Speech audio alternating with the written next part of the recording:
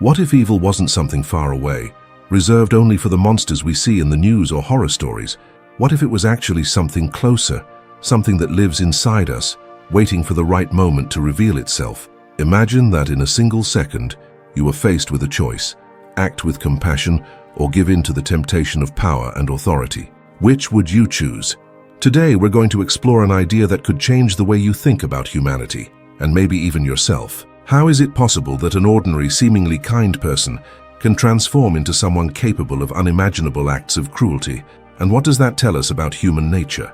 In this video, we'll dive into the heart of a profound and disturbing question: what happens to humans when power is placed in their hands? The answer may surprise you, and maybe even shock you. Through a striking example, we'll explore an experiment that shows us how, in extreme circumstances, seemingly ordinary people can become instruments of evil. Stay with us to discover the psychological mechanisms that lead to this transformation. This isn't just a question of psychology or criminology. It's a question that goes to the very essence of what it means to be human. If you think you know the answer, think again.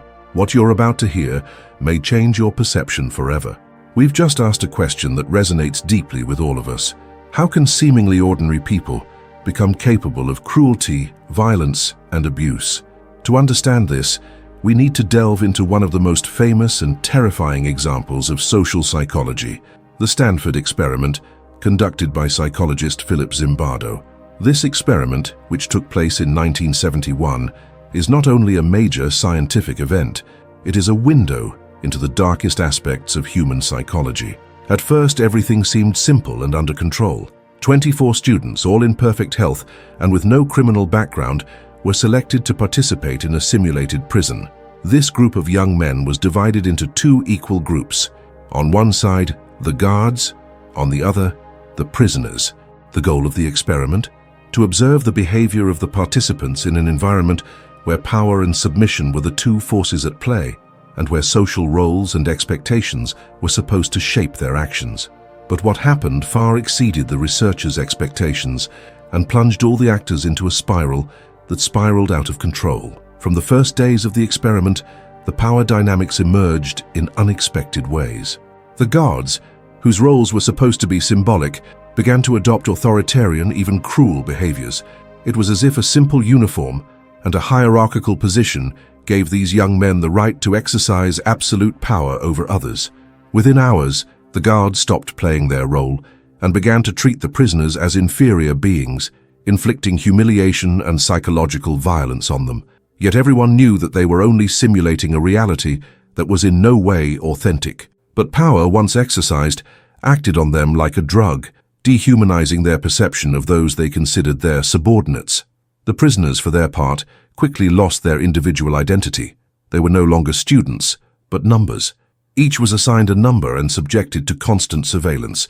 Within days, the effect of dehumanization took on its full scope. The prisoners began to submit without resistance, and those who tried to resist were punished, often excessively. What was initially a simple simulation was transformed into a real hell, a social laboratory where the rules of humanity were suspended, replaced by a mechanism of merciless oppression. A question then arises: why was this transformation so rapid and violent? How could young men, until then without a history, have allowed themselves to fall into such cruelty? And why did the prisoners, although victims of this inhuman treatment, also participate in this spiral of submission? The answer lies in a psychological phenomenon well known to researchers: the Lucifer Effect, as described by Zimbardo. This phenomenon describes how social circumstances, imposed roles, and a supportive environment can lead otherwise benevolent individuals to engage in increasingly dehumanizing behaviors. One of the most striking findings of the Stanford experiment is that simply giving someone power can change their perception and behavior. It is as if power distorts reality, turning benevolent people into oppressors. This is what is particularly frightening about this experiment.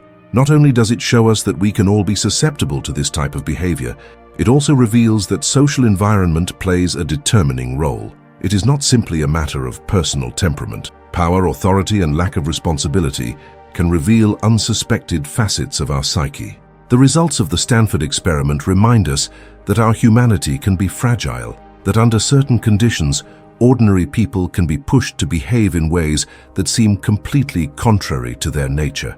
Zimbardo himself witnessed this disturbing development. As the experiment unfolded, he became increasingly involved in his role as supervisor, losing sight of the ethical and humanitarian principles of the experiment. He continued to allow the abuse to escalate, justifying his inaction by the scientific results he hoped to obtain. The experiment ended prematurely, after only 6 days instead of 2 weeks, due to the escalation of violence and the devastating psychological effects on the participants. Yet this experiment was not only a scientific laboratory, but a warning about the human capacity to descend into cruelty under certain social pressures. The power of dehumanization that took place in this simulation is one of the most disturbing elements of this experiment. The dehumanization of the prisoners allowed the guards to abuse them without guilt. But dehumanization is not limited to the infliction of physical or psychological suffering. It also touches on the identity of individuals. By transforming prisoners into numbers, Zimbardo showed how a simple label could erase any notion of individuality and justify inhumane treatment. This phenomenon is not limited to prisons or authoritarian regimes. It can occur in any context where there is an attempt to establish hierarchies and reduce individuals to statuses or roles. It is an insidious mechanism that can exist in our modern societies, and it is far from being limited to extreme situations. This experience forces us to question our perception of good and evil. When we think of evil, we tend to imagine it as being external to us, embodied by evil and monstrous figures.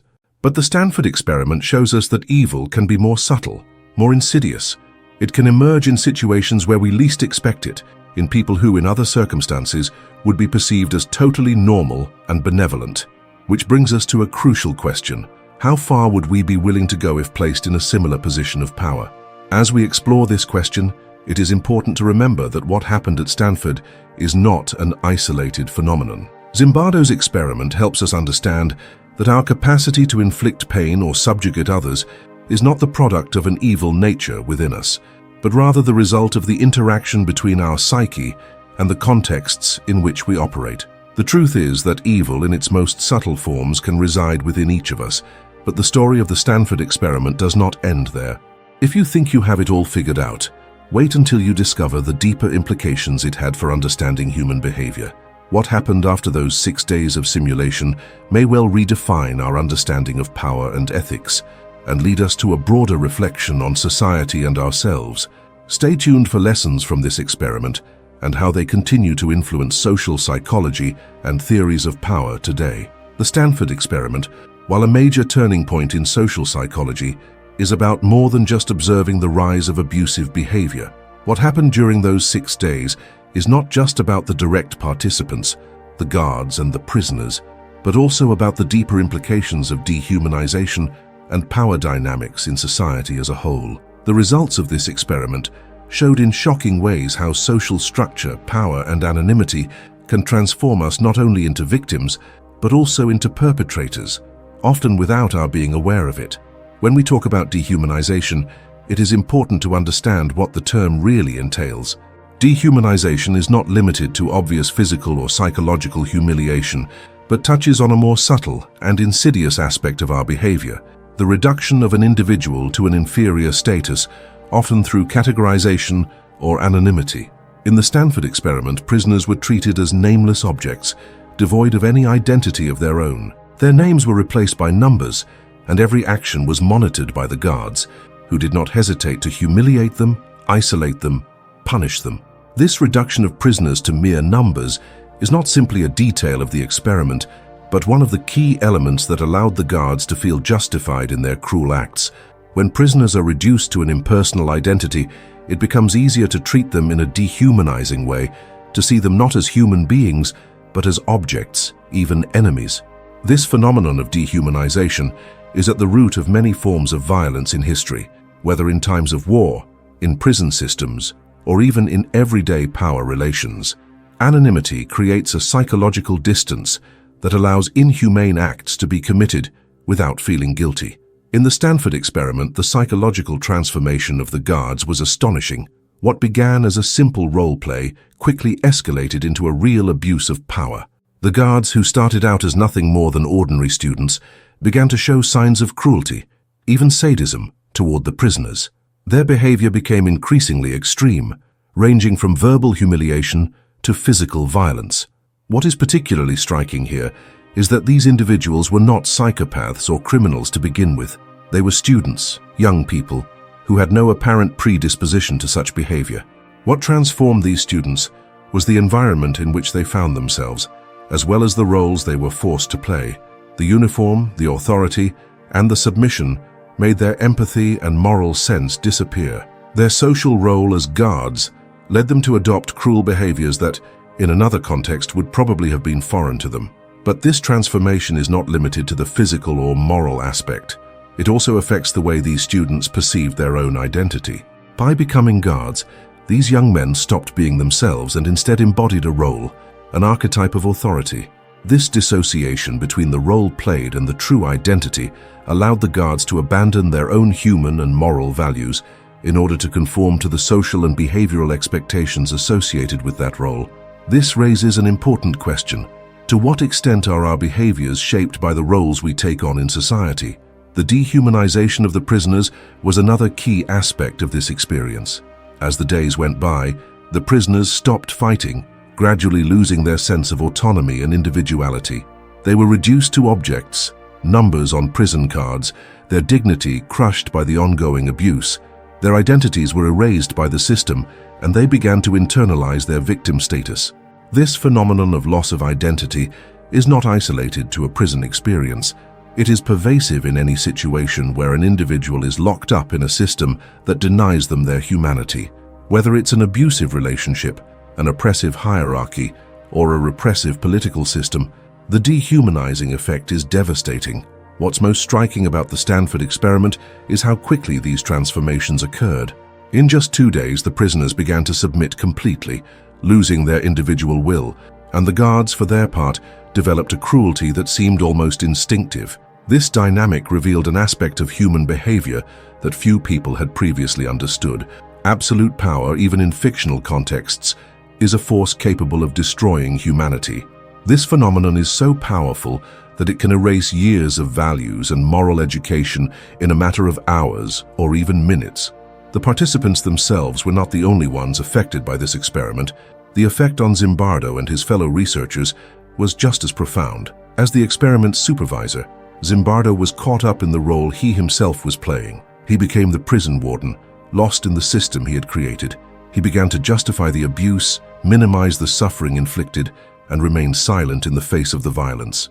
This raises an important ethical question. How far should a researcher, or a person in a position of authority, go to ensure that human rights are respected? The Stanford experiment revealed that even the most respected scientists can get carried away by the environment in which they are immersed. Zimbardo's phenomenon is not unique.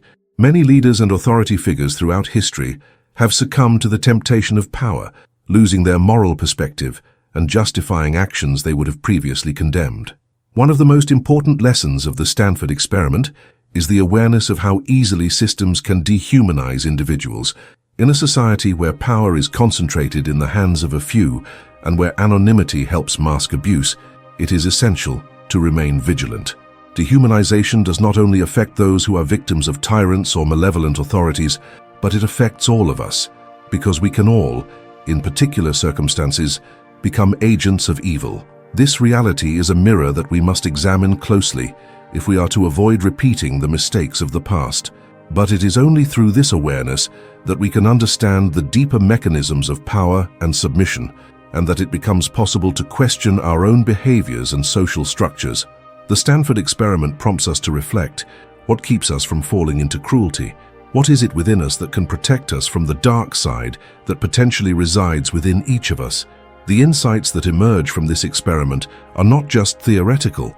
They have profound implications for today's society, because beyond the results of the experiment itself, there is the question of what we can do to prevent history from repeating itself. But to answer this question, we must first understand what lies deep within our psychology and the society in which we operate.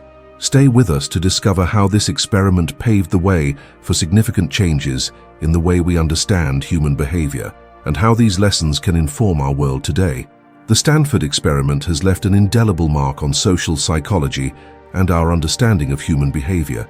Although the experiment itself was halted after only 6 days, its results have resonated across decades of research and sparked ethical, philosophical, and sociological debates. Zimbardo's findings shed light on aspects of human nature that few were prepared to confront: how easily an ordinary person can become an oppressor under certain conditions, and how fragile our moral systems are in the face of the exercise of power. But the impact of the study didn't stop at Stanford University. It shook the foundations of social psychology and transformed how researchers and society think about the dynamics of power and subjugation. First, the experiment revealed a disturbing truth. Cruel and inhumane behavior is not the preserve of a few exceptional individuals, but can emerge in mundane circumstances when ordinary people are thrust into contexts of power and control. The mere act of assuming a role of authority, combined with anonymity and the dehumanization of others, can lead to acts of psychological and physical violence. This challenged pre-existing theories about the nature of evil, which considered that only an intrinsically evil or psychopathic person could engage in such behavior. Zimbardo demonstrated that the situation could radically transform individuals, and that brutality was not the preserve of isolated monsters, but a latent potential in each of us, ready to emerge under the wrong conditions. The study also highlighted the notion of the Lucifer Effect, which describes the transformation of apparently normal individuals into agents of evil under the influence of extreme situations. This phenomenon is now at the heart of research into the psychology of power and submission. The Lucifer Effect goes beyond the Stanford experiment and finds parallels in many historical events, from wars to dictatorial regimes to abuses of power in institutions. The idea that an ordinary person can become a tyrant under specific circumstances has sparked a realization that has prompted many researchers and experts to reevaluate the importance of social context in shaping human behavior. This raises the crucial question: why do people react the way they do to authority? Why do some people, when faced with excessive power, descend into cruelty, while others resist or oppose these abuses? The answer to this question lies partly in social psychology and in the analysis of the mechanisms of conformity, obedience, and group. The Stanford experiment showed that simply being in a power hierarchy can activate unconscious behaviors that obey social norms and collective expectations, even if they go against our own moral compass. It becomes clear that our behavior is not only guided by conscious individual choices, but by powerful and sometimes invisible social forces. Another major contribution of the Stanford experiment was to draw attention to the role of empathy in preventing abuses of power. The prison guards, by detaching themselves from their personal identities and treating the prisoners as numbers, ceased to see their suffering as human. This lack of empathy was a key factor in their ability to inflict psychological and physical pain. Empathy, or rather its absence, is at the heart of power and submission dynamics. When an individual is able to put themselves in the other person's shoes, to feel their emotions, and recognize their humanity, it becomes much harder to justify cruel acts. But when this empathy is ignored or suppressed, the lines between right and wrong become blurred, and inhumane behavior becomes possible, even justifiable. The lessons of the Stanford experiment have also impacted the justice system and how we understand crimes committed under authority. The notion of individual responsibility has been called into question. In situations where individuals act under pressure, or where unchecked power structures are in place, it becomes difficult to determine whether actions are truly the result of personal choice, or whether they are the result of external factors. This has opened up a field of thinking about justice and retribution in cases of systematic violence, whether by tyrants, authoritarian regimes, or collective criminal behavior. This questioning of individual responsibility in the context of excessive power also raises a broader question about the morality of society as a whole. If evil can lurk within each of us, then what stops us from succumbing to its dark side? What social and ethical structures should we put in place to protect ourselves from this transformation? One of the major challenges for modern society is to find a balance between the exercise of power and the protection of individual rights. The Stanford experiment pushes us to reflect on the limits of power, but also on how we can strengthen the moral resilience of individuals in the face of situations of extreme pressure. The work of Zimbardo and his colleagues has also contributed to the development of stricter ethical principles in the field of psychological research. The Stanford experiment, while scientifically fruitful, raised major ethical questions about the limits of participant manipulation and how researchers should intervene to avoid negative consequences for participants. The experiment was stopped after 6 days, not only because of the intensity of the violence, but also because of the lack of control over the psychological effects of the study. It raised awareness of the need to protect the well-being of participants in research experiments and to put in place rigorous protocols to prevent such abuses. But if the Stanford experiment illuminated the dangers of power, it also opened the door to deeper questions about human nature. Why do some people get caught up in the Lucifer effect, while others resist or rebel?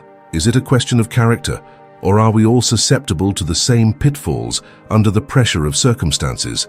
These questions remain open and continue to fuel the debate on the psychology of power and submission. What experience teaches us above all is that vigilance is essential. We must be aware of the invisible social forces that shape our behaviors, and we must actively engage in preserving our moral compass in the face of the temptations of power. The real question is not whether we will face similar situations, but rather how we will respond to them. And the key to this lies in being aware of our own vulnerability, but also in cultivating empathy and humility so as never to succumb to the darkness that can reside within each of us. The Stanford experiment, although taking place more than 50 years ago, continues to resonate in our understanding of the dynamics of power and submission. Its repercussions extend far beyond the walls of Stanford University and continue to influence thinking about social psychology, human rights, and ethics. In a world where abuses of power, whether institutional, political, or even personal, remain pervasive, the experience invites us to revisit our own relationship to power and submission.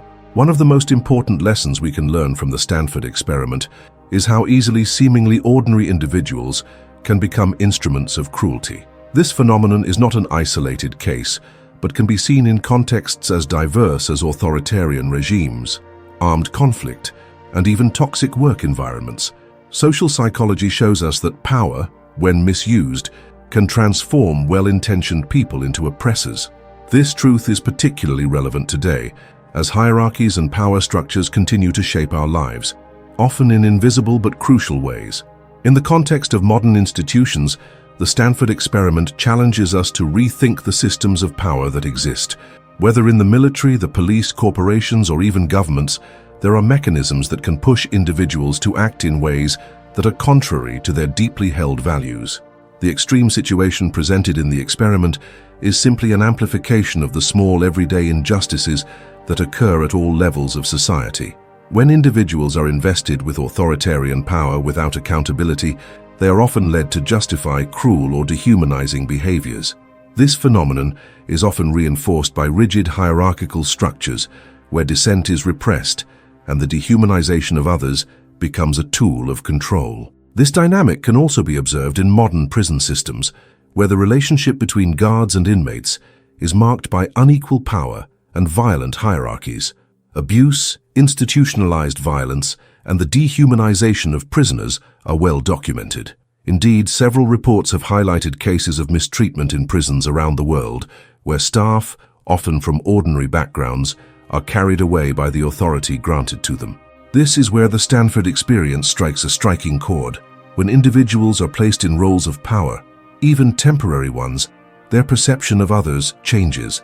The victim becomes an object to be controlled, to be subjugated, and not a person with their own rights and dignity. The repercussions of the Stanford experience are not limited to direct abuses of power. They also touch on the question of individual responsibility. If the guards at Stanford Prison acted cruelly under the influence of their role, it is legitimate to ask to what extent the social environment, the institution, or the hierarchy of a given situation allows or encourages such behavior. On a broader level, this raises the question of impunity and collective responsibility for acts of cruelty. In many cases, perpetrators of power abuse are protected by systems that allow them to justify their actions or mask them under administrative or bureaucratic pretexts. Another crucial aspect of the Stanford experiment is its impact on our perception of human nature. Before the study, many psychologists and researchers believed that only inherently evil or psychopathic people could commit acts of extreme violence. However, Zimbardo demonstrated that this view was simplistic. Evil, he argued, lies not just in a handful of evil individuals, but in the social contexts and power structures that allow that evil to flourish. Experience has thus redefined how we understand human behavior. Evil lies not just in the personality of an individual, but in the systems that shape their actions. In the modern world, these lessons resonate in how we approach issues of social justice, reconciliation, and institutional reform. Power structures must be designed to limit abuse and encourage collective responsibility. This involves constant vigilance and transparent checks and balances to prevent individuals under the influence of excessive power from crossing ethical boundaries. It is becoming increasingly clear that a healthy society is based on principles of fairness, empathy, and shared responsibility, not on rigid hierarchies where abuse is tolerated or ignored. The Stanford experiment also revealed the need for greater education about empathy, justice, and accountability in schools, businesses, and institutions. When individuals are better prepared to understand power dynamics and recognize signs of dehumanization and abuse, it becomes easier to intervene and prevent abuses. The ability to challenge unjust authority and stand up for the vulnerable becomes a critical skill in our society. It is not just a matter of responding to blatant abuse, but of understanding and avoiding small violations of human dignity that can multiply into large injustices. In this way, the Stanford experiment remains a mirror of human nature. It forces us to confront an uncomfortable truth. We can all, in particular circumstances, become agents of evil. But this realization should not cause us to despair. Rather, it should push us to strengthen our moral resilience, cultivate empathy, and question the power structures that shape our actions. Ultimately, it is not just a question of understanding how evil can manifest itself, but also of knowing how we can oppose it. Beyond the psychological and sociological dimensions of the Stanford experiment, there is a profound reflection on the spiritual and ethical implications of power. Indeed, Zimbardo's experiment is not limited to a simple case study of obedience and cruelty, but raises existential questions about human nature and our ability to resist the temptation of evil, even in seemingly innocuous contexts. One of the great spiritual questions that emerges from this experiment is this: does absolute power corrupt absolutely? This idea, popularized by Lord Acton, is often cited to explain how leaders and those who hold great power can become disconnected from moral and ethical principles. In the context of the Stanford experiment, it is striking how temporary power, wielded by individuals with no prior training or malicious intent, could produce behaviors of unimaginable cruelty. This transformation raises a fundamental question about our spiritual nature. What is the potential for evil in each of us?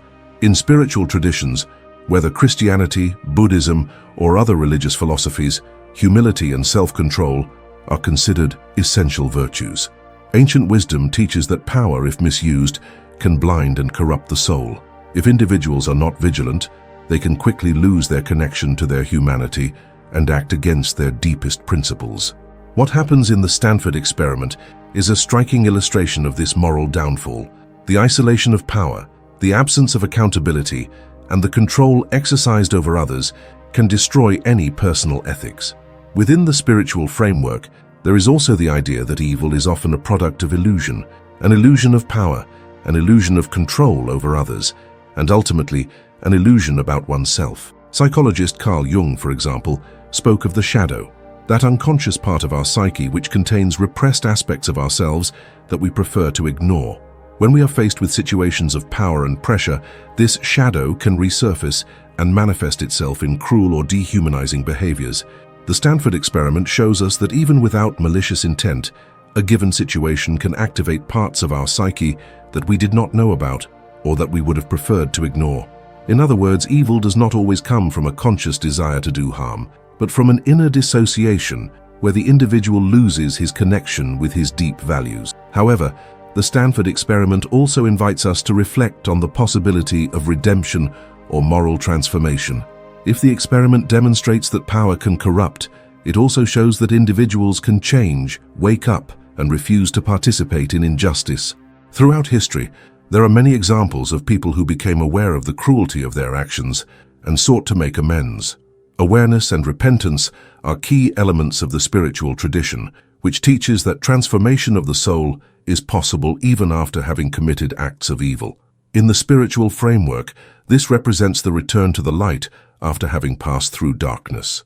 But just as there is potential for evil, there is also potential for good within each of us, an inner force that compels us to act with justice and compassion, even in the most dire of situations.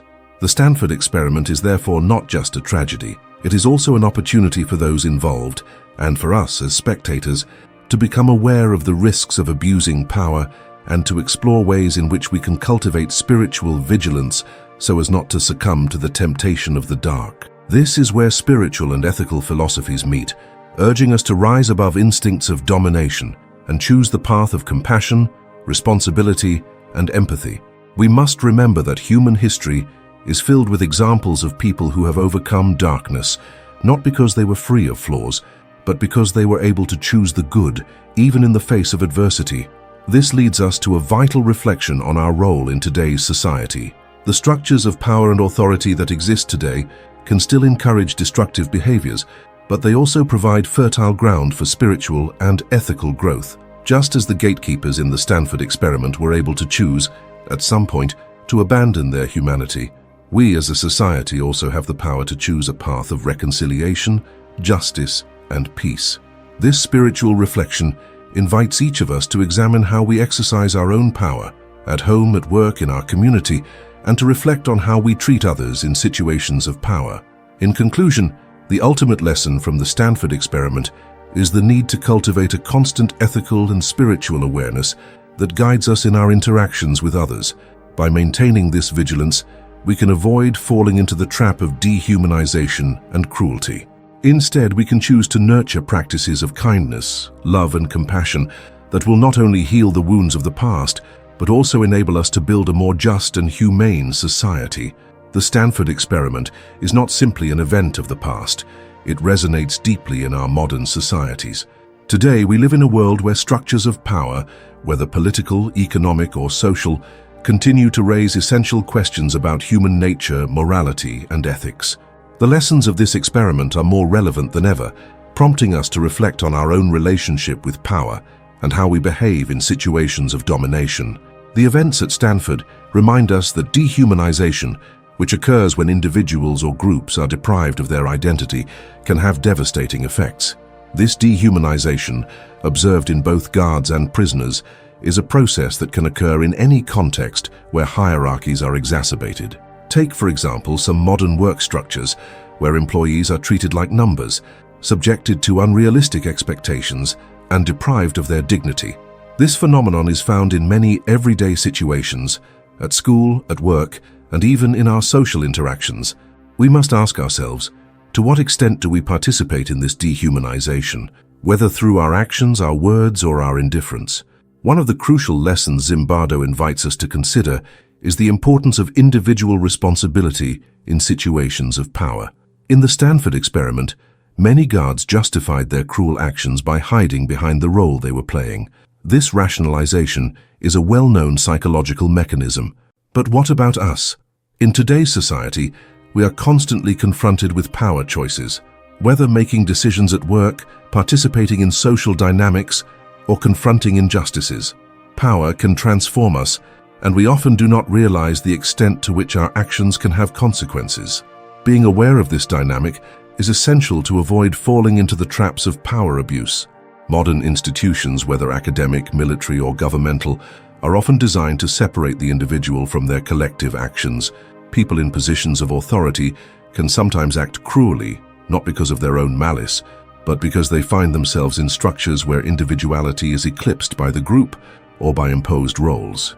Historical examples of tyrants or authoritarian regimes are numerous, but these behaviors do not only manifest themselves in dictatorships or extreme situations. They can also occur in more mundane environments, where powerful groups oppress the most vulnerable. However, the Stanford Experiment also offers us a glimmer of hope.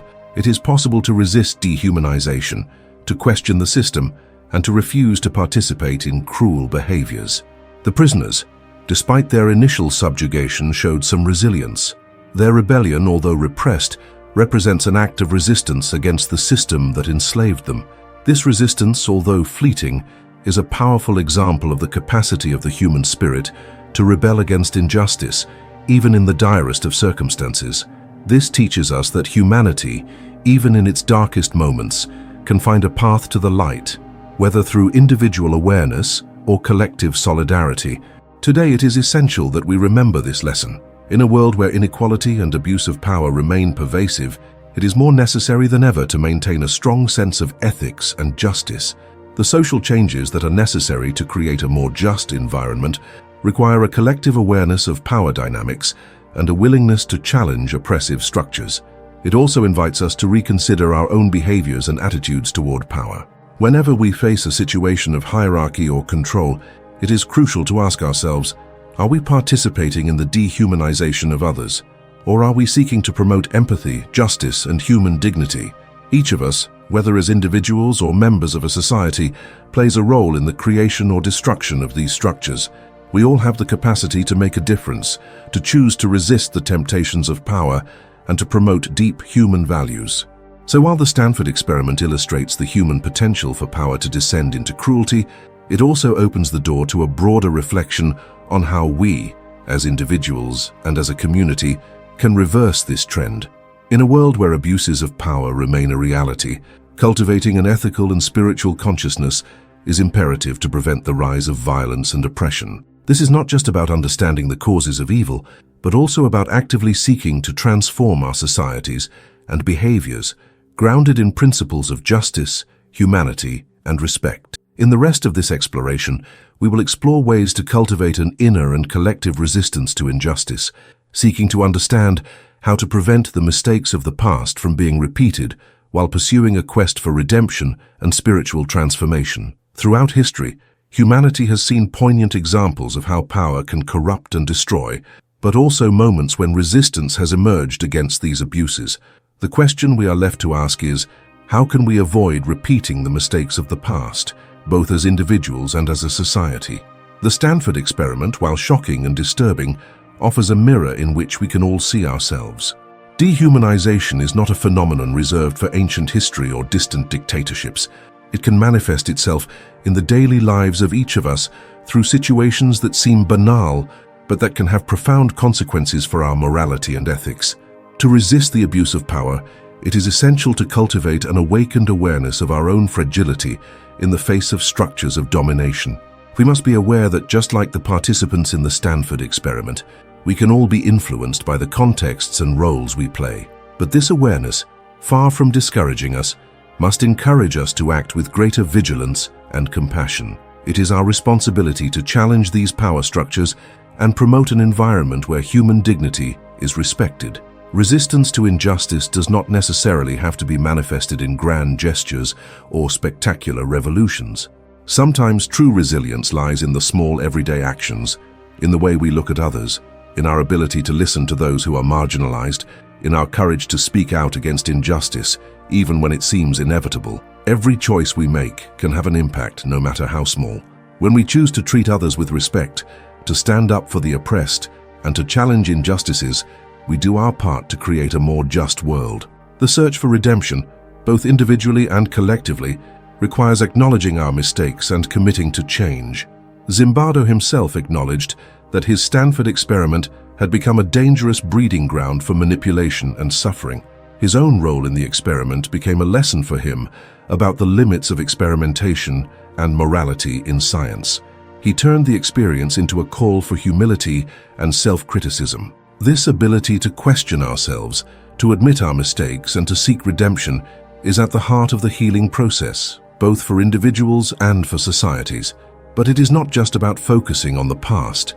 The quest for redemption, justice, and transformation is an ongoing process, nourished by our present actions and our commitment to building a future where humanity is more dignified, more respectful, and more united. We must constantly ask ourselves the question, how can we contribute to this transformation today? How, at our level, can we be agents of change by refusing to give in to the temptations of power and choosing to act with kindness and integrity? The story of the Stanford experiment, like the stories of tyrants and resistors throughout the centuries, reminds us that we all have a role to play. We are all responsible for the society in which we live. At every moment, we have the opportunity to choose not to be carried away by the mechanisms of dehumanization, domination, and violence. The key is our ability to see the humanity in others, to acknowledge their suffering, and to act to restore their dignity. In conclusion, it is essential to learn from the Stanford experience and other similar events, but it is even more crucial to apply these lessons in our daily lives. Every day is a new opportunity to resist the abuse of power, to choose compassion over cruelty, and to participate in creating a more humane world. It is not simply a matter of understanding the mechanisms of evil, but of actively choosing to challenge them. We hope that this reflection has inspired you to recognize your own power and the importance of using it wisely and kindly.